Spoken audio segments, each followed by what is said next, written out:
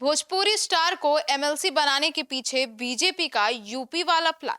नमस्कार, आप देख रहे हैं सिटी पोस्ट लाइव। मैं हूं सृष्टि राज। भोजपुरी स्टार से एमएलसी बने पवन सिंह का सफर जितना फिल्मी है, उनकी अगली राजनीतिक डगर उतनी ही चुनौतीपूर्ण है। रैलियों में लाखों की भीड़ जुटाने वाले पवन सिंह के लिए असली परीक्षा अब शुरू हुई है। वह कैसे सदन की गरिमा के अनुकूल खुद को ढालते हैं, अपनी स्टेज परफॉर्मेंस वाली छवि को गंभीर नेता के रूप में तब्दील करते हैं, यह देखने वाली बात होगी। आइए जानते हैं हमारे योगी पत्रकार रवि सर से। सर, पवन सिंह के सामने और क्या क्या चुनौतियां हैं? देखिए, पवन सिंह के सामने तो वाकई कई चुनौतियां हैं। दरअसल पवन सिंह की पहचान अब तक एक मास लीडर से ज़्यादा सेलिब्रिटी और परफॉर्मर के ही रूप में होती रही है। चाहे स्टेज परफॉर्मर की बात हो या फिर वो फिल्मों में जिस तरीके से फिल्मी दुनिया में उनका जलवा रहा है, तो उसी रूप में उनकी पहचान होती रही है। और वो 2 दशकों से भोजपुरी फिल्म इंडस्ट्री के टॉप अभिनेता और गायक भी रहे हैं। उनको सुपरस्टार नहीं, पावर स्टार कहा जाता है, आप भी जानती हैं। और फिल्म इंडस्ट्री के टॉप अभिनेता और गायक भी हैं, तो उनकी रैलियों और सभाओं में जुटने वाली जो भीड़ होती है ना, वो गानों और फिल्मी डायलॉग्स की दीवानी होती है। लेकिन यहाँ बात अलग है। भाजपा ने उन्हें विधान परिषद भेज दिया है, जिसे बुद्धिजीवियों का सदन माना जाता है। अब यहाँ जो है, इस सदन में आंकड़ों, नियमों, सरकारी नीतियों, कमियों पर बहस होती है। पवन सिंह को अब मंच पर परफॉर्म करने वाली छवि को छोड़कर फाइलों, नियमों का अध्ययन करने वाले नेता की भूमिका अपनानी होगी।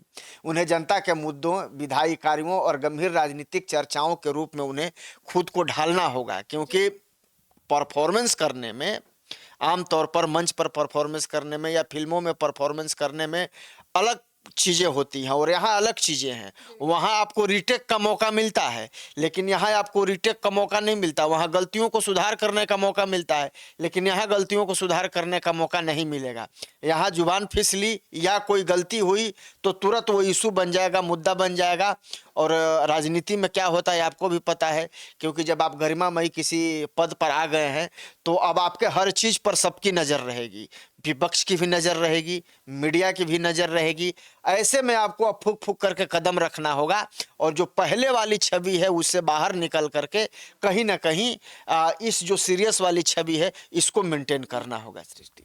सर, तो ऐसे में बीजेपी ने अनेक भोजपुरी कलाकारों को राजनीति में उतारा है, तो पवन सिंह कैसे अलग है? देखिए, आपको पता होगा कि रवि किशन, मनोज तिवारी, दिनेश लाल निरहुआ, मनोज तिवारी को खुद एक राजनेता के रूप में स्थापित करने में लंबा समय लग गया। आपने देखा, दिल्ली से वो सांसद थे। रवि किशन अपने बयानों के जरिए केंद्र में बने रहते हैं, लेकिन वो नीतिगत बहसों से दूर रहते हैं। ये सब लोकसभा जो सांसद हैं, पवन सिंह को काफ़ी भोजपुरी कलाकारों से आगे निकलना है, तो उन्हें लोगों के मुद्दों को सदन में गंभीरता से उठाना होगा। अब भाई, रवि किशन तो सांसद हैं बीजेपी के, अब ये एमएलसी बने हैं, हो सकता है कि ये मंत्री भी बने।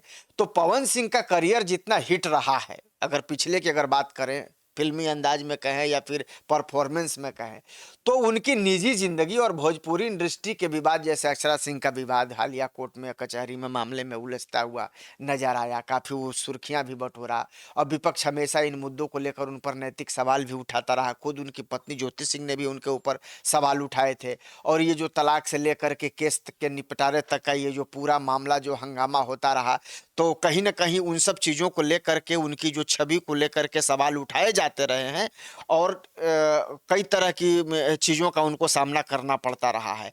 और हालांकि ये अलग बात है कि उससे भी उनको सुर्खियां मिलती हैं, लेकिन अब जिस गरिमामयी पोस्ट पे वो आ गए हैं, जो पद पर आ गए हैं, तो यहाँ उनको फूक फूक करके कदम रखना होगा और अपने गरिमा के साथ साथ सदन की भी गरिमा का ख्याल रखना होगा।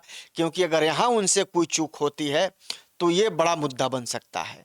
अभी तक तो उनका पारिवारिक मुद्दा था, तो उनको ट्रोल किया जा रहा था कि भाई उनके पत्नी से अच्छे रिलेशन नहीं है, केस चल रहे हैं, तलाक की बात है, तमाम तरह की चीज़ें हैं। तो निजी जीवन पर टिप्पणी होता था, कोई बात नहीं है। लेकिन यहाँ जब आप किसी सदन का जब आप सदस्य बन जाते हैं, या आपके ऊपर जो यहाँ जिम्मेवारी होती है, तो वहाँ आपको बड़ा सोच समझ करके कोई बयान देना होगा, बड़ा सोच समझ करके कोई एक्ट करना होगा, क्योंकि एक्ट के बाद तुरंत रिएक्ट होता है यहाँ। तो मुझे लगता है कि जैसे बाद बाकी नेताओं ने धीरे धीरे अपने आप में बदलाव लाया है, पवन सिंह को भी बदलाव लाना चाहिए। ज्योति सिंह के साथ विवाद के बाद तो उन्हें महिला विरोधी के रूप में भी जाने जाने लगा है। उनको अपने आचरण में खास सावधानी बरतने की भी जरूरत है। इसलिए जरूरत होगी कि हरियाणवी डांसर और अभिनेत्री अंजलि राघव के साथ हुई कमर छूने और बॉडी टच जैसी घटनाएं अगर फिर हुई तो भाजपा की मुसीबत बढ़ सकती है, क्योंकि ये फिल्मी नज़ारा नहीं है, ये अब हकीकत का नज़ारा है। यहाँ अगर आप इस तरह की कोई गलती दोहराइएगा तो भाई आपके लिए मुसीबत हो जाएगी। और विधानसभा का, विधान परिषद का आप सदस्य एमएलसी तो बन गए हैं पवन सिंह, पर विशेषाधिकार हनन और संसदीय आचार संहिता यहाँ लागू होगी।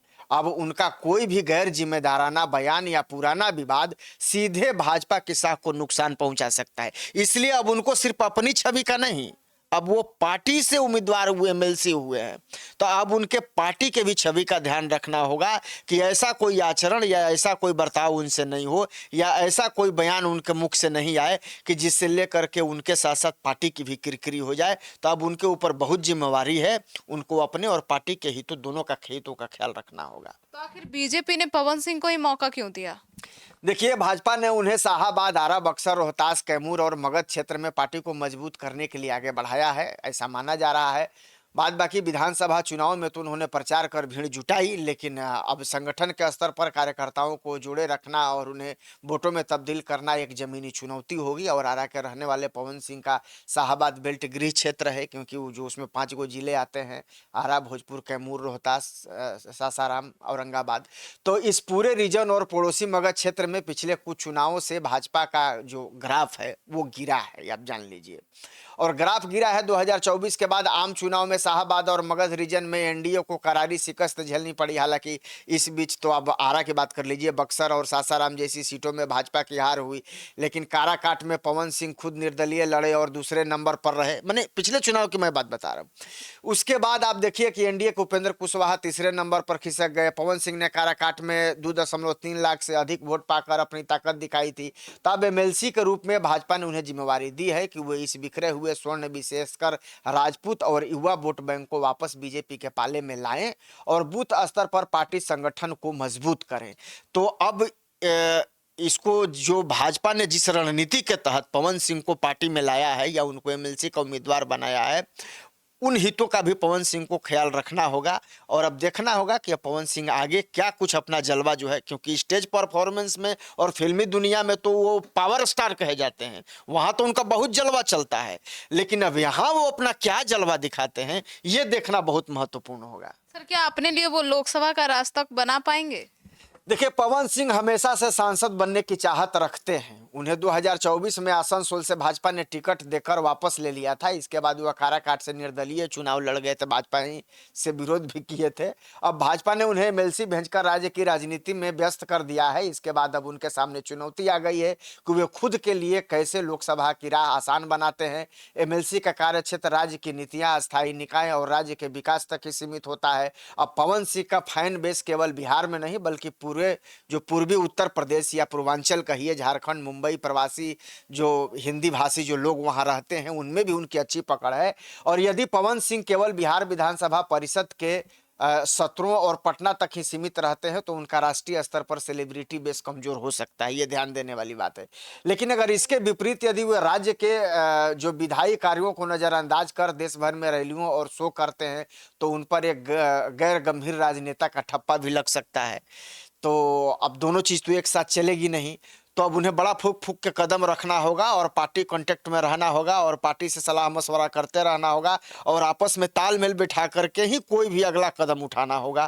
तभी मुझे लगता है कि उनके लिए आगे कुछ बेहतर आसान जो राह होगा वो हो पाएगा। और सांसद जहाँ तक बनने की बात है तो कौन नहीं चाहता है कि सांसद बने, और पवन सिंह तो भाई चाहते ही थे, उसी के लिए उन्होंने चुनाव भी लड़ा था अकेले होकर के बीजेपी से।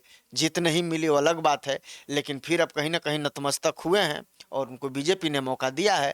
तो अब देखना होगा कि अब आगे क्या वो कुछ करते हैं, क्योंकि भाई राजनीति है, यहाँ तो परफॉर्मेंस सबको अच्छा करना होगा। तो परफॉर्मेंस जिसका जैसा रहता है उस आधार पर तय होता है कि किनको क्या मिलेगा। अब ये क्या जलवा अपना दिखाते हैं ये देखना बड़ा दिलचस्प होगा। सर, तो क्या पवन सिंह को एमएलसी बनाना यूपी चुनाव को लेकर कोई रणनीति है? देखिए, विधानसभा और राज्यसभा चुनाव में बेटिकट किए गए पवन सिंह हाल के दिनों में शांत बैठे थे। अंदर खाने उनके नाराजगी की बातें भी सामने आ रही थी और उससे पहले वो चुनाव लड़के अपनी नाराजगी जाहिर भी कर चुके थे। ऐसे में भाजपा ने उनको एमएलसी बनाकर नाराजगी दूर करने का प्रयास किया है। उनकी नाराजगी अब दूर हो गई है तो वे भाजपा के लिए एक स्टार प्रचारक के तौर पर रैलियों में भारी भीड़ जुटाने का काम करेंगे, जिससे पार्टी के पक्ष में एक चुनावी माहौल भी तैयार करने में उनको मदद मिलेगी। और यूपी के पूर्वांचल में स्मार्टफोन और सोशल मीडिया का इस्तेमाल करने वाले करोड़ों युवा हैं जो पवन सिंह के प्रशंसक भी हैं। भाजपा उनके इस डिजिटल यूथ कनेक्ट का भी इस्तेमाल करेगी। विपक्षी दलों के भी जैसे सपा है, कांग्रेस गठबंधन है, और उन नैरेटिव को काटने और भाजपा के पक्ष में रील व डिजिटल कमेंट के जरिए हवा बनाने में हो सकता है कि कोई कारगर साबित हो जाए, ये स्टंट काम आ जाए। पवन सिंह सीधे और परोक्ष रूप से 60 से 70 विधानसभा सीटों पर प्रभाव डाल सकते हैं, इसमें कोई दो राय नहीं है। 35 से 40 सीटों पर उनका सीधा प्रभाव पड़ सकता है। तो इसमें बिहार से सटे जो बलिया है, गाजीपुर है और चंदौली है, 17 और वाराणसी, मिर्जापुर और जौनपुर, करीब 20 से अधिक जो सीटें शामिल हैं, तो उस पर इनका प्रभाव पड़ सकता है। लेकिन अब देखने वाली बात है कि इनकी जो तैयारी का जो तरीका है वो कैसा है और क्या कुछ कर पाते हैं। बीजेपी को तो उम्मीद है ही भाई, क्योंकि बीजेपी को तो ऐसे लोग चाहिए जिन जो मास फेमस हों, जिनको ज़्यादा से ज़्यादा लोग जानते हों। अगर वो अब चुनाव प्रचार में आएंगे तो उसका क्या असर पड़ेगा, तो बीजेपी तो कोशिश करेगी।